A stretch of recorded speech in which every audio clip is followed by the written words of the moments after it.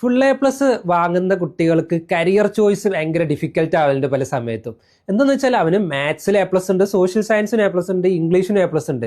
ഞാൻ ഏതിലാണ് ഏറ്റവും പൊളിയെന്ന് കണ്ടുപിടിക്കാൻ ഭയങ്കര ബുദ്ധിമുട്ടാവാറുണ്ട്. ഒരു സൈഡിൽ നിന്ന് സി ആണ് ഏറ്റവും സ്കോപ്പ് ഉള്ളത്, അതെടുത്തോന്ന് പറയും. ചില സൈഡിൽ നിന്ന് പറയും ഡോക്ടർ ആയിക്കോ അല്ലെങ്കിൽ എഞ്ചിനീയർ ആയിക്കോ എന്നൊക്കെ പറഞ്ഞിട്ട്.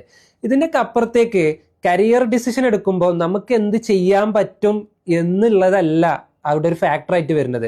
നമുക്ക് എന്ത് കണ്ടിന്യൂസ് ആയിട്ട് ചെയ്യാൻ പറ്റും എന്നുള്ളതാണ്. കാരണം നമുക്കൊരു 25 വർഷം 30 വർഷം കണ്ടിന്യൂസ് ആയിട്ട് ചെയ്യാനുള്ള ഒരു കാര്യമാണല്ലത്. ഇപ്പോൾ എനിക്ക് ആൾക്കാരായിട്ട് നന്നായിട്ട് സംസാരിക്കാൻ ഇഷ്ടമാണ്, ഓക്കെയാണ്.